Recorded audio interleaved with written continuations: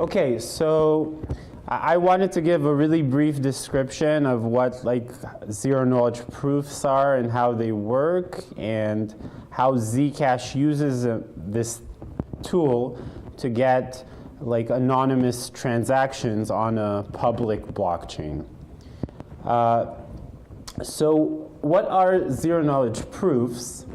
Well, the analogy I like to explain what they are is that zero-knowledge proofs are to, say, encryption or hashing, like a dimmer to a light switch. So what I mean by that is that, right, when you use encryption, you have like two off or on, either encrypted or not encrypted. So either you reveal everything or nothing. And these zero-knowledge proofs, it's this tool where you can think about it is that, say you have some hash output or some encrypted value, you can kind of control exactly how much you want to reveal about the plaintext or the hash pre-image.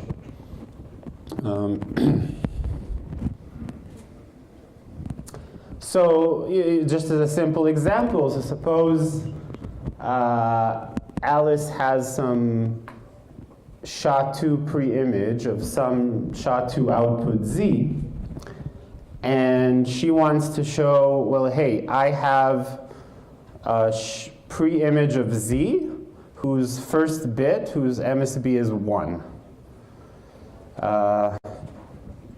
So the simple way to prove that would be, okay, she would just reveal the pre-image, and we could all check it hashes to Z.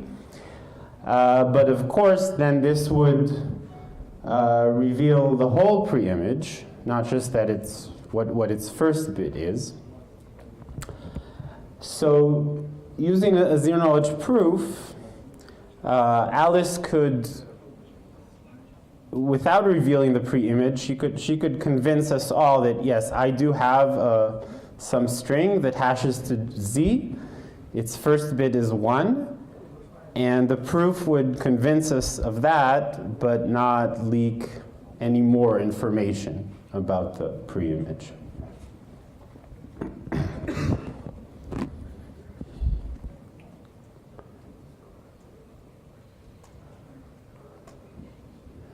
Okay, so the kind of zero-knowledge proofs that have been used in practice in the last few years, you might have heard this acronym. It's something that people call ZK snarks, which you can think of, it's zero-knowledge proofs with all the dream features you would want. So what does SNARK stands for? Well, the S stands for succinct, meaning that the verification time is very quick, like a few milliseconds. And the proof length is very short. It's for almost anything you would want to prove, it's going to be a few hundred bytes. N stands for non-interactive. So originally these zero-knowledge proofs, it was like this interactive process between a prover and a verifier. But then people came up with this with these proofs that it's just one message from the prover, and that's it.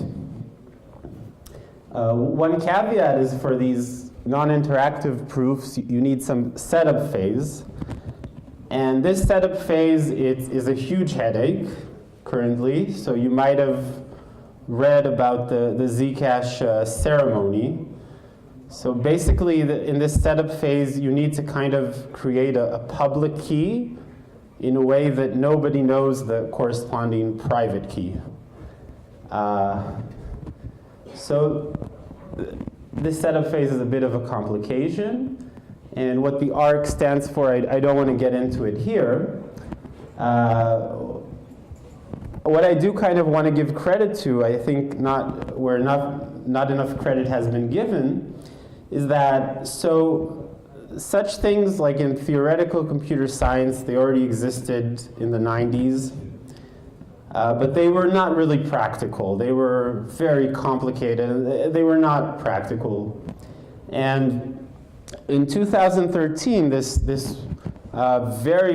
breakthrough academic work, quadratic span programs and succinct NISCs without PCPs, this was kind of the breakthrough work that enabled Zcash and all these things to actually come to the real world, outside of theoretical computer science and into the real world.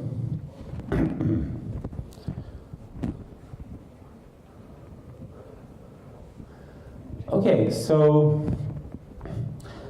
I want to try to give some feeling about how these ZK snarks work. So from a very high level, you can think of it as you have two main ingredients. The first ingredient is to convert what you want to prove to an equivalent form having to do with a solution to some algebraic equations. So for example, I wanted to prove I know a SHA-2 pre-image of Z with MSB1. So through some process, I can convert proving that to proving some more algebraic thing.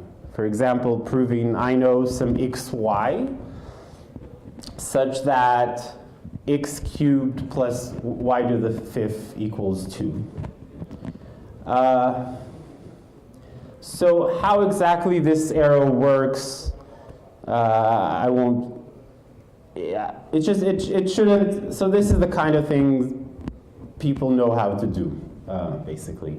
So that's the first ingredient. So whatever you want to prove, convert it to a more algebraic form about knowing a solution to some set of equations.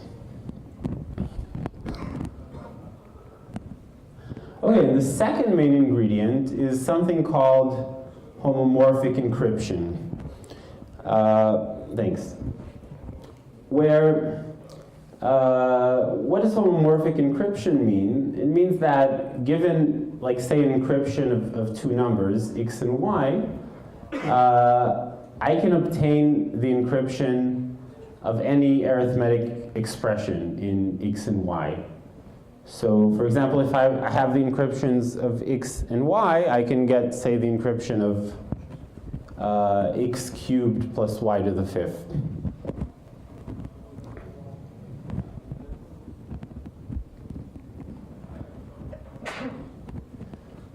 So, if I have such an encryption scheme, and say I want to prove I know x, y such that, that satisfy this equation, well, the prover can just send the encryptions of x and y, and now the verifier can compute the encryption he can't compute x and y because they're encrypted, but he can compute the encryption of this expression. He can compute the encryption of 2 and just check that they're equal.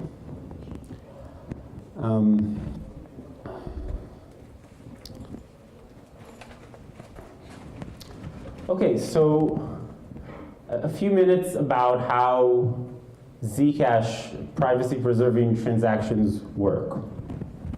So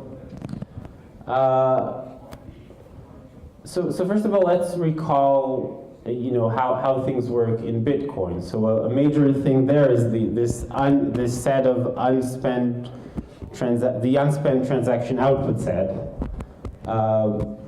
right? Which is basically the set of, let's think of it as unspent notes, where each node contains the public address of its owner and the amount of BTC it contains.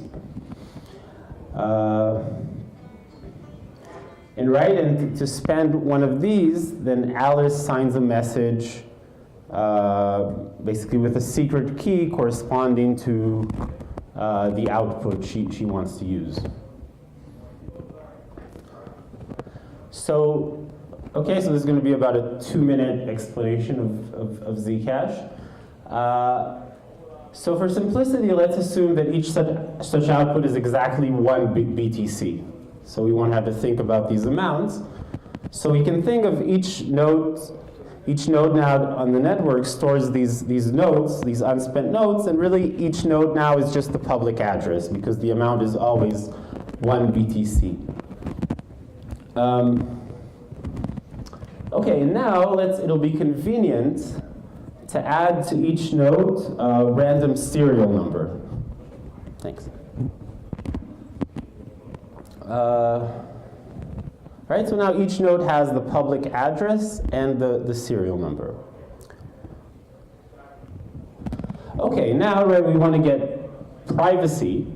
So instead of storing the nodes, or the outputs, we'll just store, each node on the network just stores the hashes of the nodes. So that's the first step towards privacy. Don't store the actual nodes or outputs, store just the hashes of the nodes. That's step 1.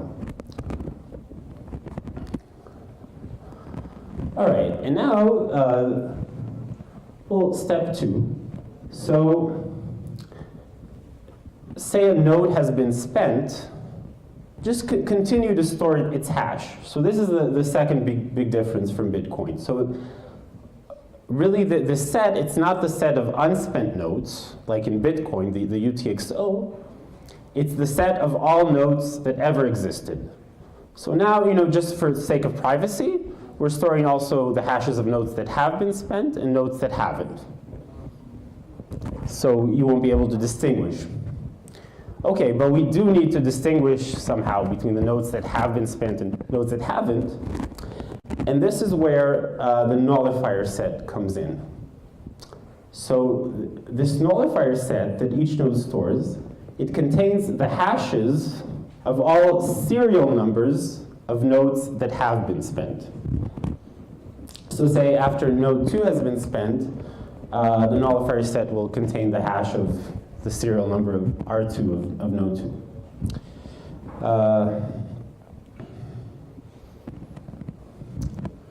Okay, and now, so say Alice wants to spend a node. So what does she do? Basically, she sends a zero-knowledge proof saying, I know a secret key controlling one of these nodes, and moreover, the serial number of this node is still not, at this moment, in the nullifier set.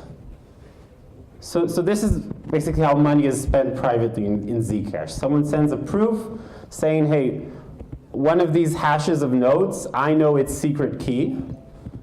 And moreover, the one that I know who's its secret key, its serial number is not still in the nullifier set.